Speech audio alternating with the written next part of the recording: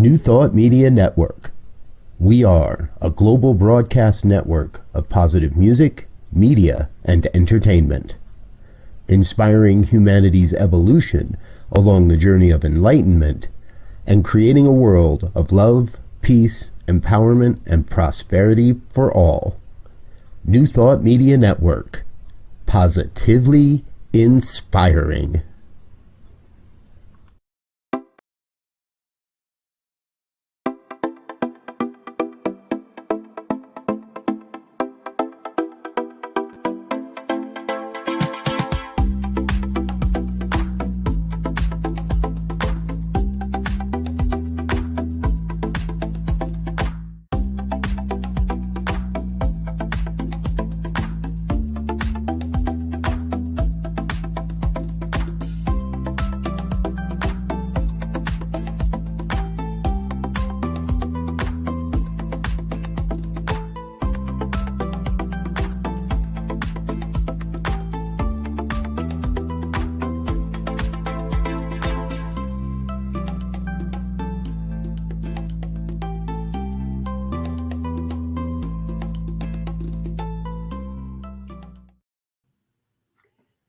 Hello and welcome back to Global Focus. Today, I am Reverend Sharri Johnson, your host, and we have marvelous guests today.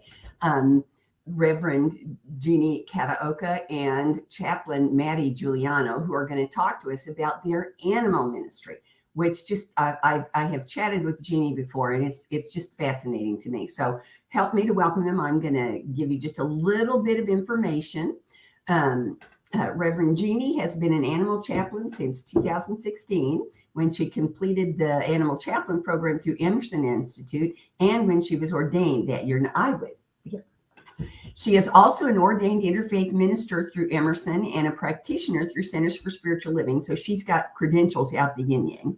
And she serves as the animal chaplain and practitioner at Riverside Center for Spiritual Living in Riverside, California.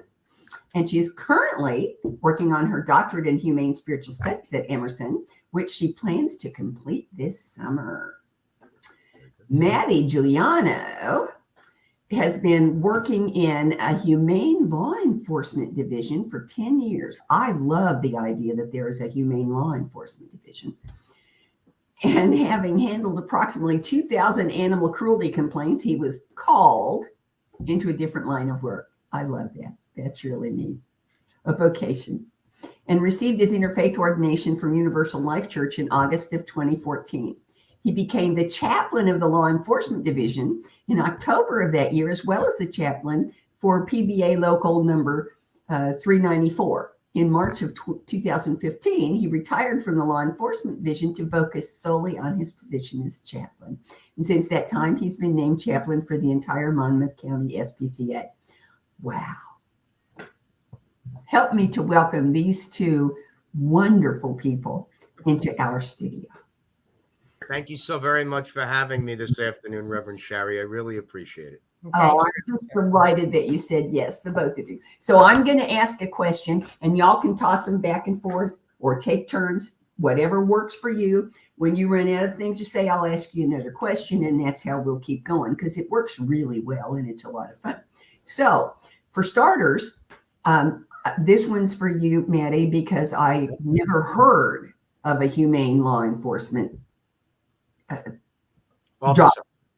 Okay. So how did that happen? I mean, I think that's absolutely fabulous, but I've never heard of it. Is it common? Does it happen? Oh, it's very common, dependent upon the jurisdiction.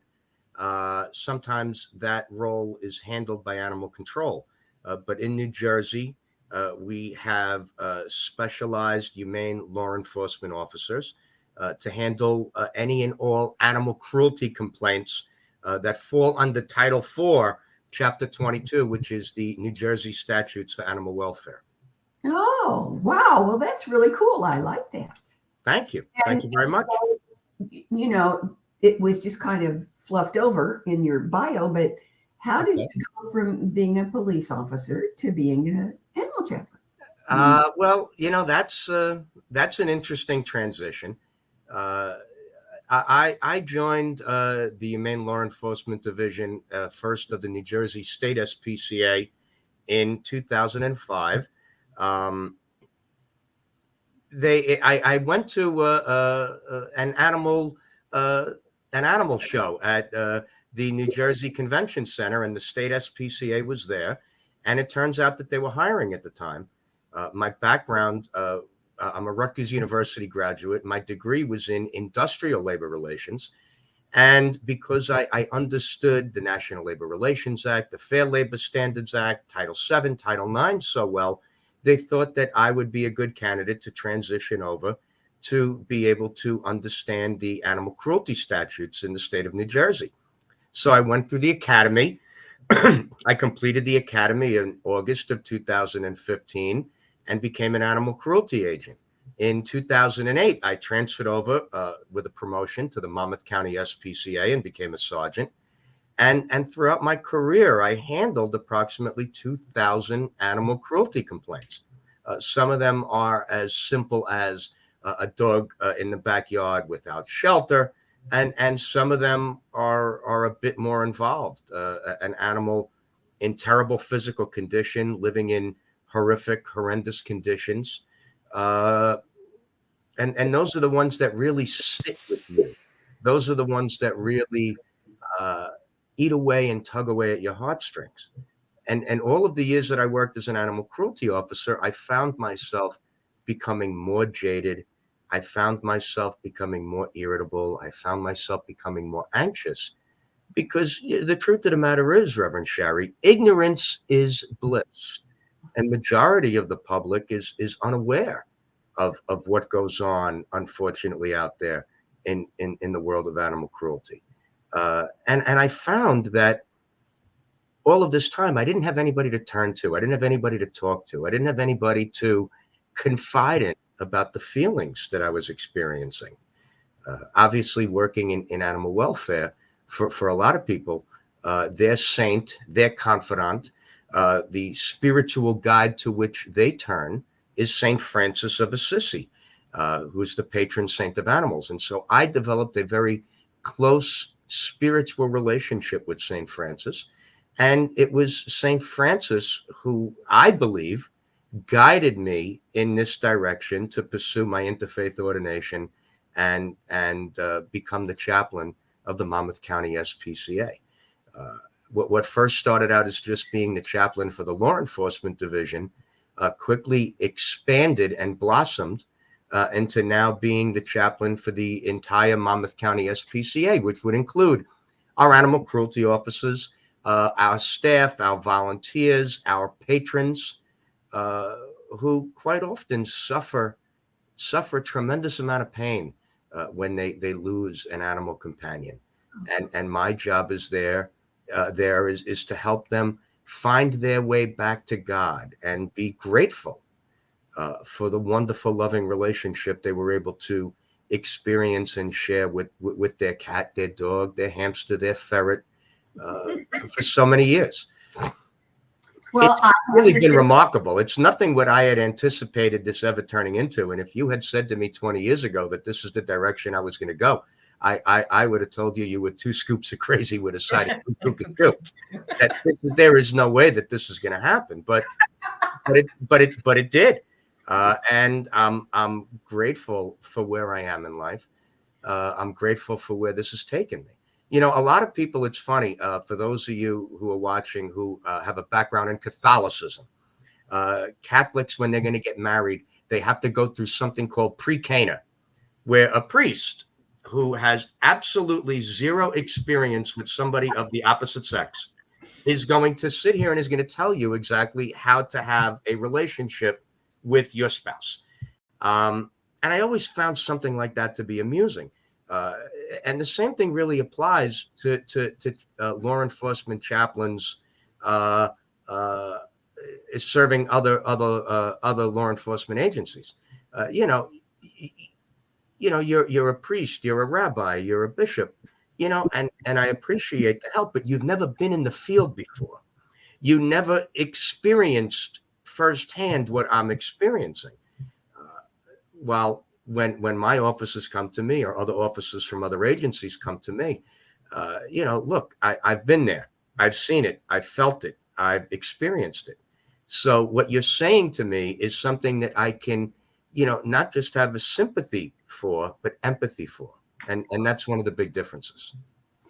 I have to tell you, exposing my ignorance completely, that it never occurred to me that the chaplain was talking to people. I thought you were an animal chaplain, and so you were treating the spirituality of the animals that were being abused. Because I do that. I do that too. That it's a very broad repertoire, Reverend Sharri. Because it literally never occurred to me that you'd be chaplaining to people. I thought it was just dogs and cats and ferrets and cows. I mean, dog is God backwards after all, and I remind my little puppy of that every day on a daily basis. Yes. Whenever she does something particularly adorable. So I'm delighted to find out that is it. And how do I say this? That is something that's available to law enforcement people. Well, it's available not just to the law enforcement, but it's also available to the staff. Listen, the Monmouth County SPCA, where I work, which, by the way, we're the first animal welfare agency of its kind to have a chaplain on the staff. That's great. We experience in animal welfare a great deal of what's called compassion fatigue. Okay. This is something that, and we have, keep in mind, the Monmouth County SPCA is one of the most well-recognized, well-respected animal welfare agencies on the East Coast, if not the entire country. We have a live release rate of over 97% for 2022, and we take in approximately 5,000 animals a year. Okay. But nevertheless, look, if you take in, 1,000 and you have a live release rate of 97%, that means 970 are going to go out to good, loving homes, but 30, unfortunately, are not. And you get a lot of people that work in animal welfare. They experience, like I did working in the cruelty division, a great deal of heartache and a great deal of pain from it. And so I'm there. They say you can lead a horse to water, but you can't make him drink. I'm there. I'm available. If you want to talk, if you need to talk, you can come see me anytime. And anything that you say to me will be 110% confidential. Our executive director won't know. Our associate director won't know. Your direct supervisor won't know. It's between us, where you can talk to me about, like any industry and organization, we have our inadequacies, and people need to be able to express them.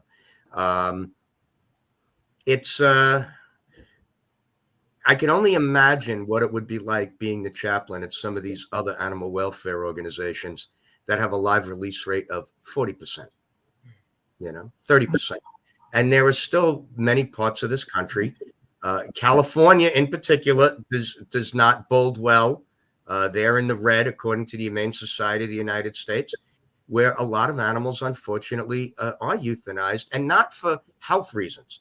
Not for because they're a potentially dangerous animal to be set loose upon the public, but simply because of space. Mm-hmm. And this is something that a lot of people, I couldn't imagine working in that environment. And it's something that hopefully will change throughout the country.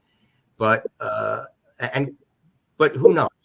I can only speak for my agency. California, aren't you? Yeah, I'm from California, and I just want to give a shout out to Best Friends Animal Sanctuary, which I believe is located in Utah. And they're doing a lot of work here in California, right here in the county I live in, Riverside County, and they've helped Mary S. Roberts Pet Adoption Center here in Riverside, which is a guaranteed adoption center, and I'm the volunteer animal chaplain there. But Best Friends is helping the Riverside County Animal Services to become no-kill. Which is a huge step, because in different cultures, they don't spay and neuter their animals, and they don't pay much attention to leash laws and keep them in their backyards and things. So we see a lot of Chihuahuas, a lot of pit bulls, come through. But so Best Friends is really helping different organizations to become no kill, and it's a huge shout out, huge, because that's what we would love for everybody to be 100% no kill. Maybe that seems like a pipe dream, but like at Mary S. Roberts Pet Adoption Center, they work with animal behaviorists. So if there's animals that are aggressive or shy or have little idiosyncrasies that we know animals can have, they try to work with them and get them through that to make them more adoptable. So a lot of work is being done. So, but Matty's right. I'm not disagreeing with him. I'm just saying that. Oh, now here's a just nosy grandma question. You're in California. Yeah. You're in New Jersey. Correct. How did this happen? How did we? Like most good relationships, at first Jeannie couldn't stand me. That's not true. I just kept you at arm's distance. I wasn't saying I couldn't stand you. Unlike a lot of people who work in spirituality, my background is a little bit different. Not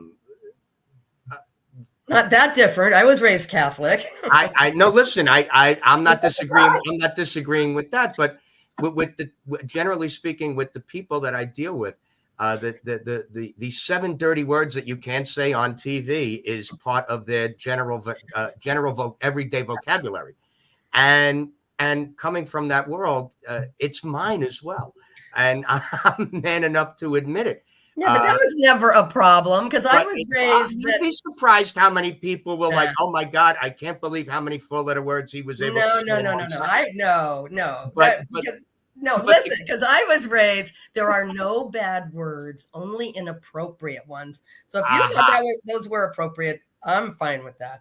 But to make a long story short or longer, we actually met in Arizona at an animal chaplain conference, and where we were graduated as animal bereavement facilitators. Before then, we had to do a 1-year practicum before we could be ordained animal chaplains. So that's when I met Matty. He also met my husband, and they have a real bromance going. I love her husband. Sometimes, Jeannie, I even like him more than you. No, yeah, I can believe that. Sure. That's okay, because I like Stephanie more than you sometimes. And you see how well that works out for everybody. Yeah, it works out great. Yes. Thank you, John. Well, we mentioned that. Did you miss the beginning, John? John is watching. Hi, John. How are you, my friend? So, I deal with people that need to be made to feel comfortable. I still don't understand. You're in California and you're in New Jersey. But we met in Arizona at the animal chaplain. Yeah, we met in Arizona. You live in Arizona periodically? I mean, no, there was an animal chaplain conference. Animal chaplain conference. I got the how you got together part. I want to know how you work together. How do you support each other? How do you work together? What do you do together as chaplains? I will tell you one thing that Matty, when we had a beagle that died, and I was just beside myself. It was like 11 o'clock Pacific time. Mike and I had been grieving all afternoon. We had put him down in the afternoon. His name was Yori, and he was a lab testing survivor he was from Korea. And at 11 o'clock at night, my time, and I said to Mike, I got to talk to Matty. And I called Matty. So it was what? 2 a.m.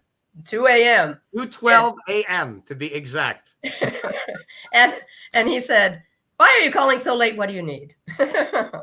And, I told him, and he was just there for me. So that was a personal example. But then we talk, we talk at least once a month and like, what's going on? What's new? What have you learned? And we just share. And, a lot of times Matty calls and he just always makes me laugh because he'll let off steam. And I think it's because he can't do it the same way with other people that he has near him. So he calls me and unloads on me. Well, absolutely. And every therapist needs a therapist when you really think about it. In fact, if you're in training to be a therapist, one of the requirements is that you must have a therapist. Yeah. And every chaplain needs a chaplain. Yeah. And Jeannie has been mine through different grief and loss that I've experienced, and I have been hers, and we have developed a wonderful, wonderful, loving friendship that will last, as far as I could tell, until the day we're gone. And I'm so grateful to have Jeannie in my life. She has been oftentimes a voice of reason for me. Oh, now the truth comes out. Yes, absolutely. No, a voice for reason. And her husband just nods. He nods. But Jeannie has been a wonderful voice of reason for me. And I hope that I've been a voice of reason for her too, because we both see and experience a lot of miserable things sometimes, and sometimes even still have a very hard time figuring out how to deal with different people who were grieving the loss of their beloved companion animal. And we rely on each other and we count on each other. And there are other animal chaplains in who have the same ordination that Jeannie and I do. And we don't exactly have the network that I would like to see us have to be able to help one another out at the times that we need each other the most. Well, it happens. I can help you with that, because animal ministry is a focused ministry. And Yes. A part of my ministry is that I maintain something called the Spirit Online Directory, which includes a page for focused ministers. And you can send me and let every animal chaplain you know about this. All you have to do is send me the name of the ministry, your name, whatever contact information you want to have available, and a little 1 or 2 paragraph description of what you do. There's no fee for being on the directory. It's available 24/7, 365. I update it whenever I get new information to update. And that would make it possible for you to be able to have a connection with people. If you got enough of them, I'd make a separate page for animal chaplains. And I have to tell you something too, Reverend Sharri. What I have counseled people who live all over the country. Literally all four corners of the United States, I've received phone calls from people who are grieving the loss of their pet. And besides the people that I service here in New Jersey, I would like the opportunity in certain instances to be able to say, you know what, look, I'm in New York, you're in California. Why don't you speak to, here's a whole list of chaplains in California who can help you, who are closer, who are local, who may be more accessible because of the time zone differences. And I'm certain that Jeannie would like to be able to do the same thing if she's contacted by somebody who lives on the East Coast. So to have that type of network, I think is something that will be vital for our the broadening of any animal chaplaincy program that exists. But it's kind of like herding cats, because we're all so different. So that you and yes, and we're all very different. We all have a different way of helping people and preaching to people. Mm-hmm. Well, like Jenny Evans is an animal intuitive. I think that, I'm not sure that's the term she uses, but yeah, we should get her on, Reverend Sharri. She'd be a hoot to talk to. And she does readings on animals, and it's amazing. Here's the address to send the information to. And if you can't remember what I need, just tell them to send me an email and ask, and I will send them. Sounds great. And we'll get you guys a page going. Sounds great. Well, what else you have for me, Reverend Sharri? I'm finally getting warmed up. You're going he isn't kidding when he says that, The next question you're going to need to answer individually, because it's going to be different, I expect, for each of you. And that is, and the next 2 questions, because one's the up question and the other one's the down question.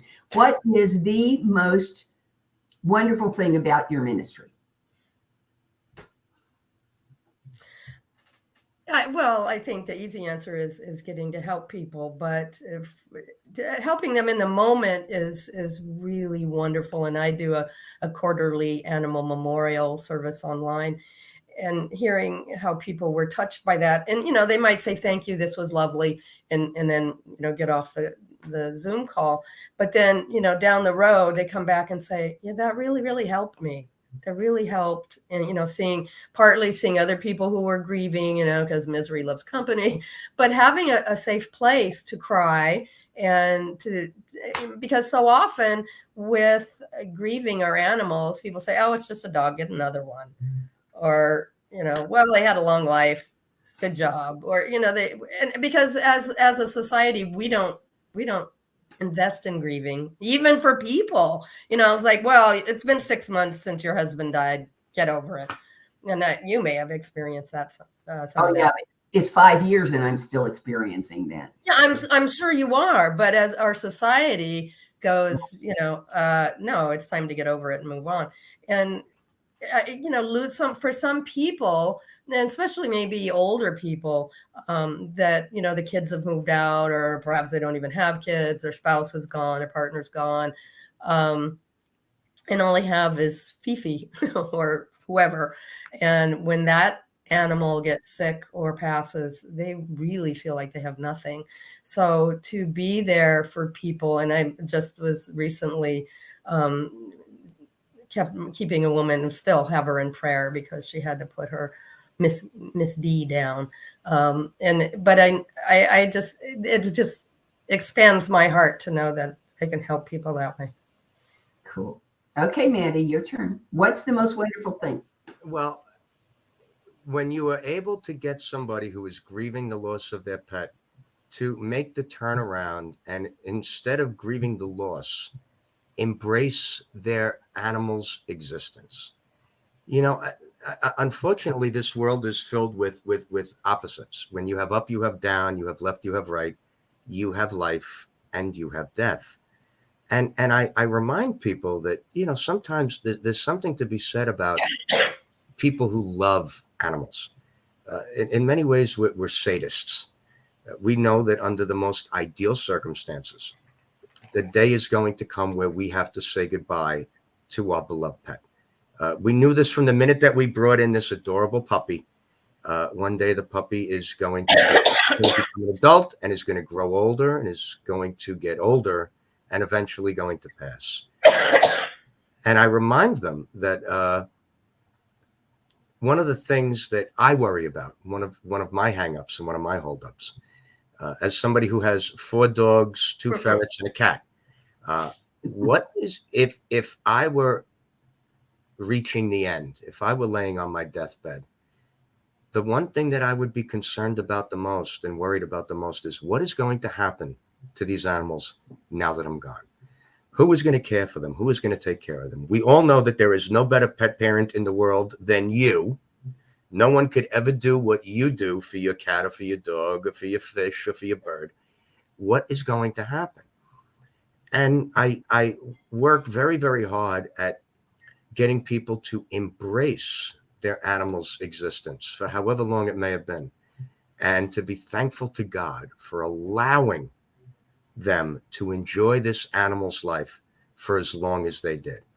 And I even remind them too, not to speak with their friends or their family about it. A lot of times, what makes this job so unique and so particularly interesting is that when you lose a cat or a dog or any pet, your friends are usually the worst people in the world to turn to. Because like Jeannie said, listen, Sharri, I know you're upset, but it's just a cat. I know you're heartbroken over this, but it's just a dog. Nobody ever says that when it's your mother. Listen, Sharri, I am so very sorry to hear about your mother, but listen, we knew it was going to happen. She was getting old. I understand you're upset, but how about you and I, we go down to the nursing home. We find another woman with blue hair. You have been such a good daughter to your mother. I'm sure that there's an old lady sitting around at the nursing home who would love to say that you're her daughter now. People don't do that when it comes to your parents. So why would they do that when it comes to your pet? And quite honestly, a lot of people that I've come across, myself included, have a closer relationship with their cat or their dog than Exactly. they do with their husband or their wife. Here's the thing. They don't do it with your parents because they have parents. They do it with your pets because they don't have pets, and they don't understand that the entire purpose of a pet doesn't matter what the pet is. Right. The entire purpose of a pet is to give a human being the experience of unconditional love. That's it. That's it exactly. That unconditional love. That's why it hurts. Is to give a human being I'm getting God bumps, remember, to give the human being the experience of unconditional love. When I took my shadow last summer and discovered that he had a tumor on his heart and he wasn't coming home with me, I drove on a 5-lane highway at 80 miles an hour with tears streaming down my face, wearing glasses with spots on them, to come home because I couldn't not cry and I couldn't just sit there. So I had to go home. So and I believe that if you can say to people, and this might be something you would tell people, I don't know, but what I would say to people, what I did say to people is, he wasn't just a dog. First of all, dog is God backwards. And secondly, the purpose of an animal in your home is to give you the experience of unconditional love. Not to give you a target for unconditional love, because we're really bad at unconditional love. Yeah. But dogs, cats, fish, birds, probably, well, turtles I know, but I'm not sure about snakes, but I'm willing to give them the benefit of the doubt. They are really, really good at unconditional love. They forgive you for everything. Well, when people are critical, they don't scold you and then forgive you. They just forgive you. Right. When people are critical, in and do your talk for you, but that's just that's my take on it, is that, and that's why I just absolutely adore the idea of animal chaplains. Well, Reverend Sharri, when people are critical of your grieving the loss of an animal, I hate to remind your audience of this, but what the hell? I'm here, you're here. We're a world of about 8 billion people. And the truth of the matter is, when someone that you love dies, the world doesn't care. The world still rotates on its axis. The sun still rises, the sun still sets, and life continues without that person's existence on this planet anymore. Nevertheless, if you're grieving that loss, that means it's important in some way, shape, or form. And if you don't want me to diminish the loss of someone that you loved, then don't diminish the loss of somebody that I loved. Period. That's what it boils down to. And it doesn't matter whether they have 2 legs or 4 legs. It doesn't matter whether they have scales or fur or skin. They are part of our lives. Period. It's a very simple thing. I do every year an All Fates Blessing of the Animals at the Monmouth County SPCA. And Jeanne has flown out from California for it. John Kahn has come up for it. During its height before the pandemic, we had over 350 people show up to the Monmouth County SPCA to get their animals blessed. And it was quite exhausting, which is why I called up John and Jeanne and a couple of other local religious leaders for backup, because I couldn't do it all on my own. I do a general blessing over the crowd, and then I meet with everybody individually who would like to have their animal individually blessed.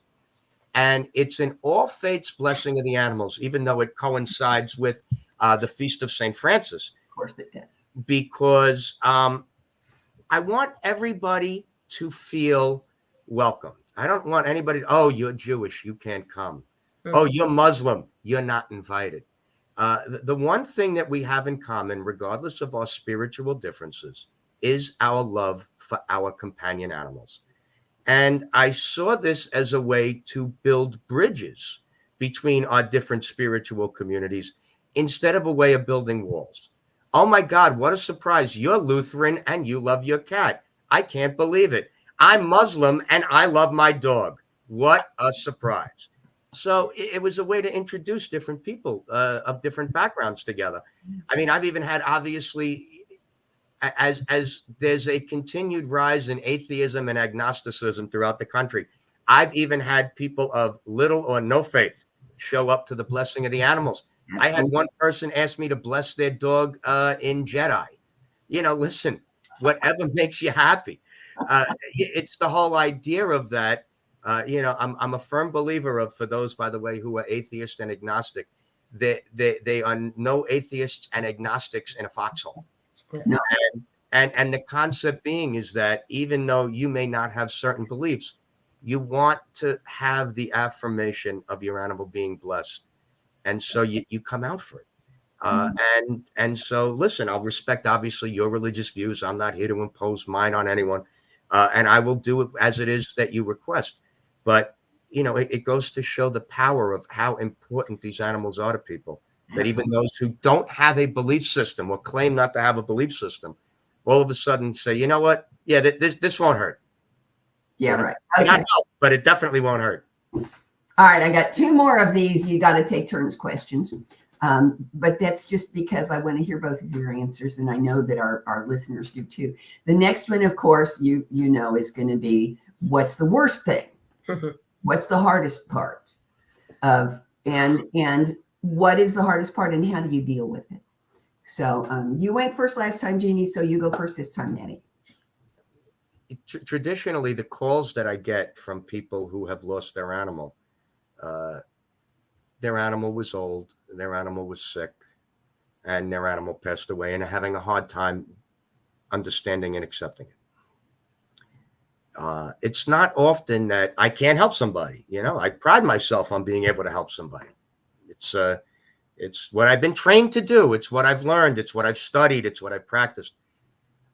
I had a woman not too long ago whose dog got hit by a car, and she was inconsolable.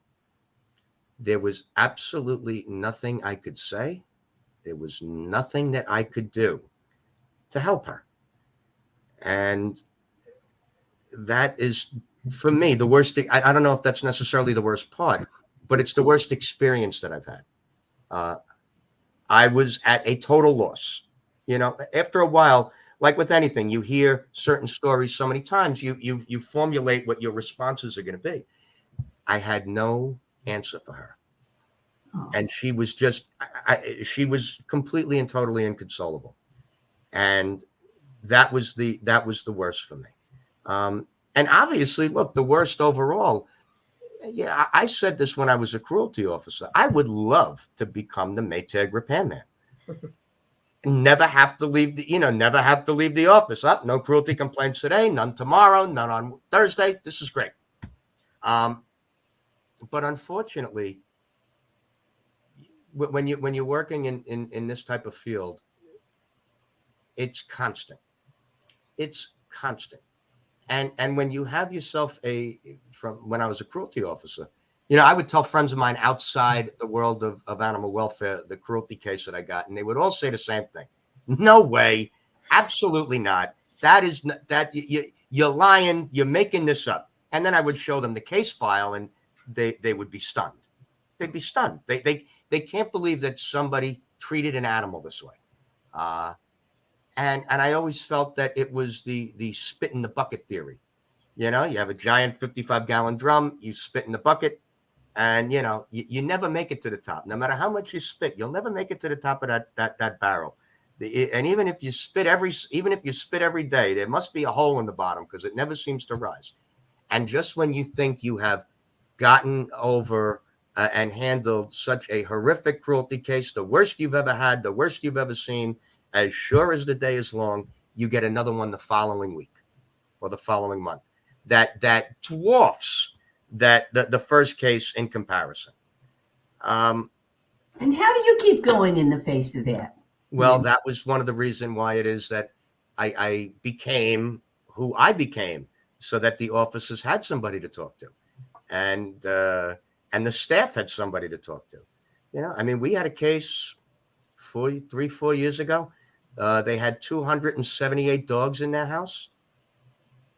They started with 8, and I don't have to explain the birds and the bees to you, Sharri. No. And they ended up with 278. And look, it's just a matter of being there. And every dog that came into our shelter, we couldn't handle them all on our own. We had to farm some out to several other area shelters. And I blessed every animal that was in there. And I spoke to everybody who responded to the scene. And I just made sure to make myself available. And that's all that you could do. And I think that helps them to make it through the next one. Well, in my time, in my day, we didn't have that. That's it. So that's it. Unfortunately, the beat goes on. Oh, golly. All right, Jeannie, you're up. Yeah, my answer would be similar, except I've seen people, and I used to do my animal memorial service monthly, and then people who helped me said, yeah, maybe quarterly would be better, because we didn't have a big turnout.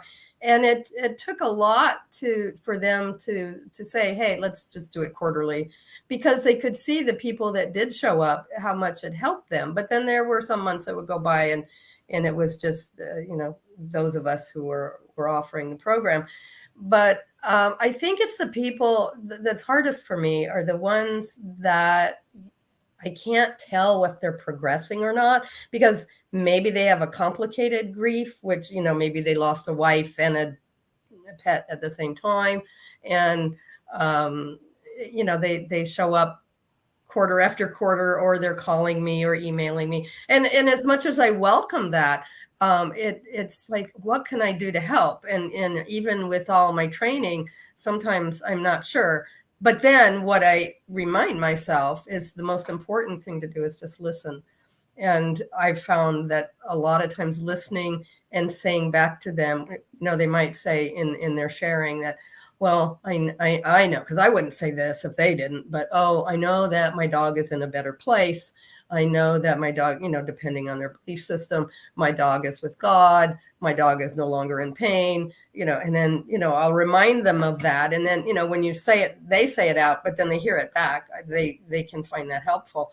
But it's just that crux moment when you go, oh my gosh, it's been 3 months and they don't seem to have adjusted any better than they were 3 months ago or 6 months ago.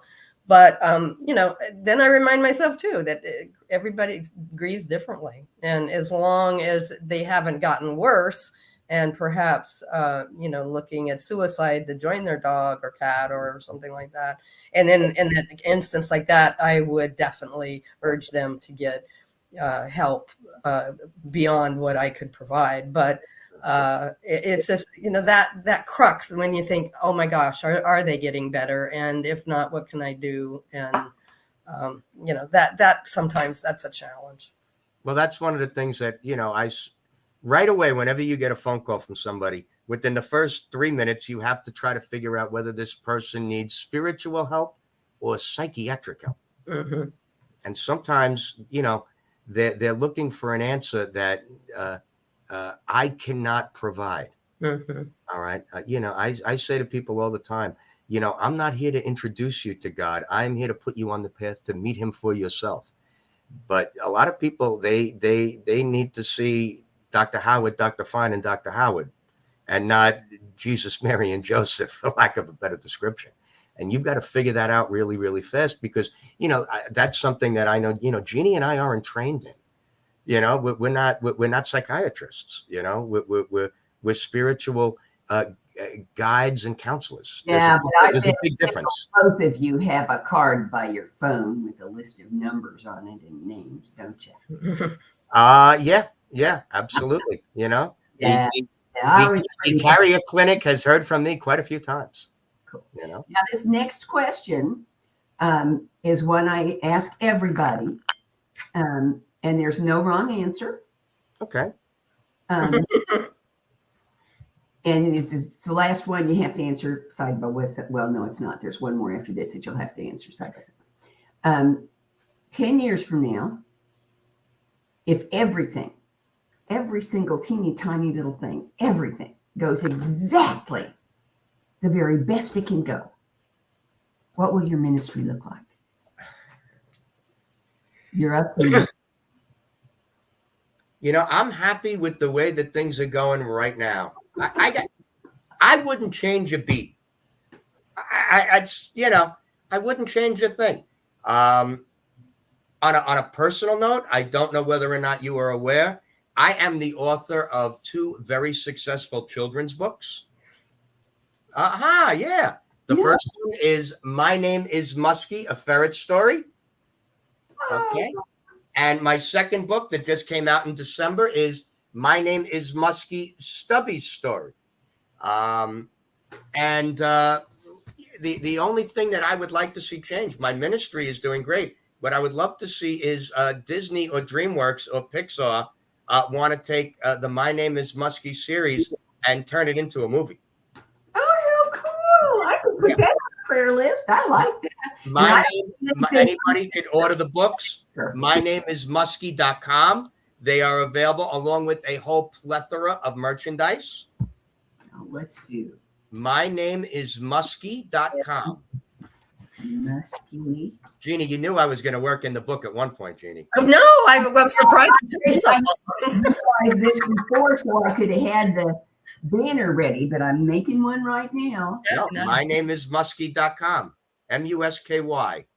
And there's all kind. I don't know what merch is available. I haven't checked, but I have muskie shoes. I have a muskie mug. I have muskie keychains. What else do I have? Do you have a blankie?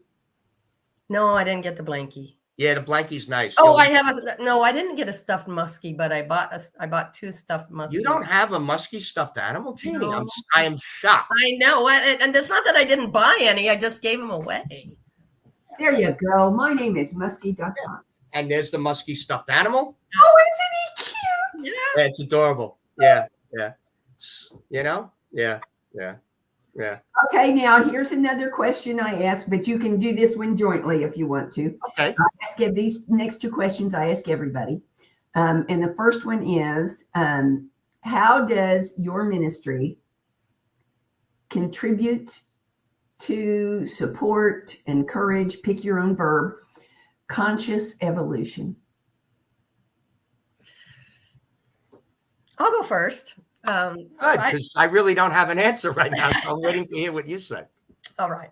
Well, Matty is wonderful at forward-facing and getting the word out about muskie and doing all that sort of thing. I'm a little more back-facing. I'm getting more involved with the Emerson Institute, and I would like to be more involved in educating people, whether on a one-to-one basis, maybe helping. In fact, I will be helping animal chaplain students and helping them to get the word out, because I'm more of an introvert than Matty is. But so, that's how I see myself doing that kind of thing is educating people. And I'm involved in education in other ways. I'm involved in Green Faith and Climate Reality and the Climate Reality Project and things like that to help people understand that we need to all practice stewardship for the earth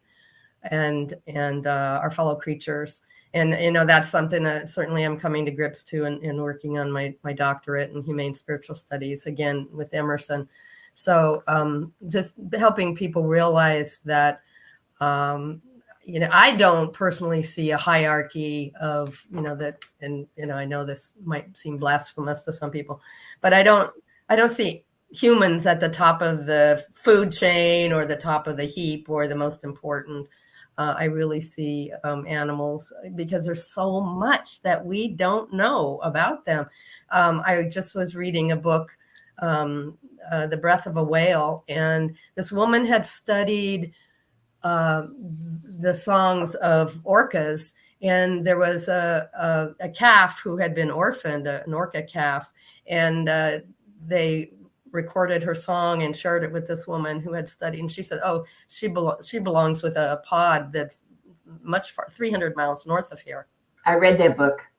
And it was like, oh my gosh, we're learning their language. And then there's a woman who actually has this little translator, and she dives and she's exchanging words and learning what they would use, the word that they would use. Like I think one of the things, she had a scarf and learned what they would call that, and then was able to program that in. And I'm just, there's so much that we don't know about them. I think we've denigrated them much too long. And I think as we come to realize how intelligent and important they are, and beyond, what we've ever imagined historically, that's how I hope to see progress. I'm also working on a PhD at Emerson, and several of the courses that I've taken, I'm doing wisdom studies, and several of the courses that I've taken have been about consciousness in this species, that species. And did you know that whales are not the only one, but whales are one of the species that actually work together to help a member of another species in a dangerous situation? So I'm sorry, but if compassion is part of your characteristics, you are not unconscious. You Right. have consciousness. There's always a question in the homework for each class, and it says, so how do you feel about the idea of personality in whales, birds, dogs, marsupials, whatever? And my answer is always the same. Well, of course they have a personality. Yeah. They have a personality, but this whale has characteristics that distinguish it from all other whales to all other whales. If that's personality, what is? Yeah.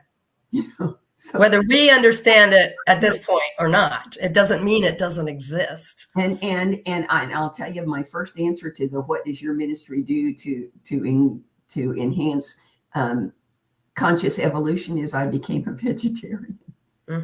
Yeah. I don't demand that other people do that, but I woke up one day and I said, I can't eat anything that could be afraid.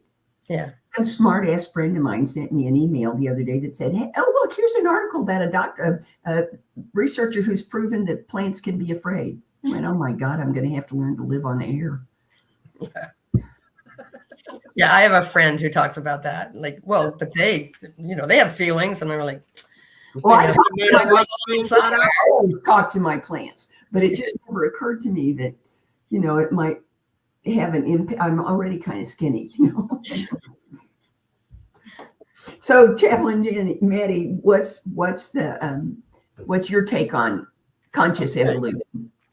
One of the things that I also do at the SPCA is I also handle legislative issues taking place in the New Jersey State Senate and Assembly that invariably could affect animals. The latest legislation that I am working on, and granted, there's always different animal welfare bills that are going through the Senate and the Assembly, but this one in particular is my baby. There is something in New Jersey called the New Jersey Home for Animals Heroes Act, and it passed in 2019. And it mandated that any institutions of higher education that are doing testing on cats and dogs, once their animal testing obligation is completed, they must be made available for adoption, as long as they are suitable for adoption. So the way that this new legislation came about actually all relates to my second book, My Name is Muskie, Stubby's story. Okay. And that's because Stubby came from an animal testing lab. He has a microchip linking him back to Marshall Farms, who is the largest provider of ferrets to be used in testing throughout the country. So I spoke with a wonderful animal friend in the Senate, Senator Vin Gopal, and I said, Senator, thank goodness Stubby escaped, because had he not escaped, he would have been euthanized after he was done with his testing obligation. That's what happens to majority of the animals that are used in animal testing. After they're done, they get put to sleep. And he said, well, we have to change that. So we put together this piece of legislation, which is a redo of the New Jersey Home for Animal Heroes Act, because it's the New Jersey Home for Animal Heroes Act 2.0. because the original legislation did not address private institutions and companies that are engaging in animal testing. It only focused on institutions of higher learning. And after looking through the USDA inspection reports, there aren't any institutions of higher education in the state of New Jersey who are doing testing on cats and dogs. All of that stuff is being done in private companies like Bristol Myers Squibb, Merck, Zoetis, and so on. So this new legislation was introduced, and I have been working tirelessly to move this legislation forward in both the New Jersey Senate and in the Assembly.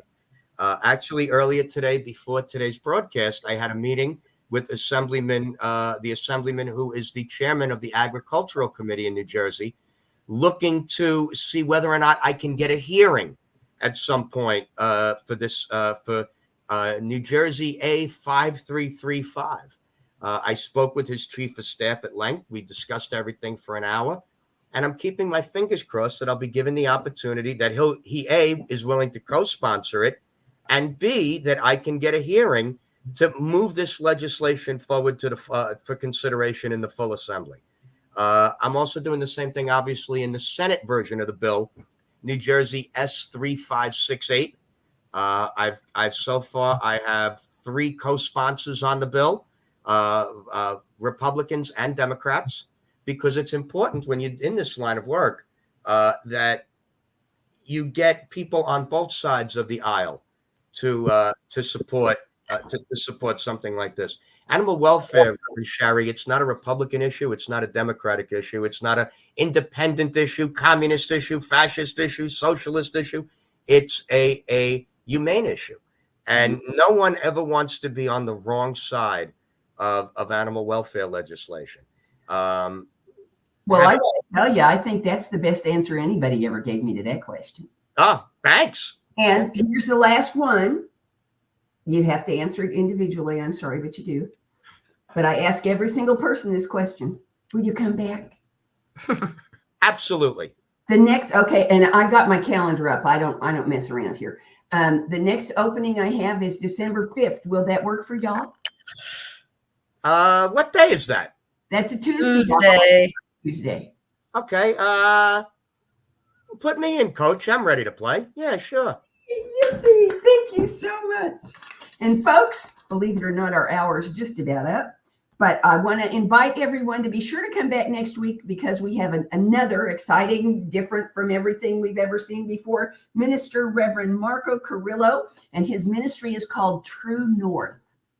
So it's really interesting, and I think you're really going to enjoy him. So don't miss it. We'll see you then. Bye-bye.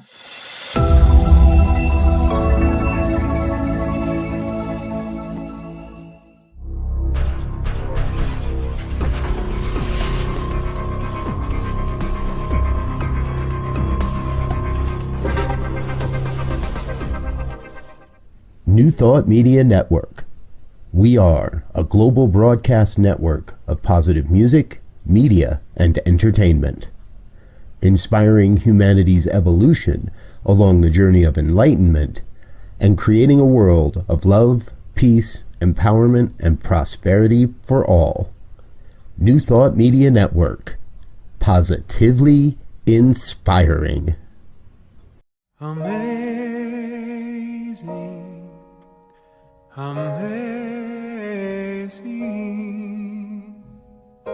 you will do amazing things. Amazing, amazing, you will do amazing things.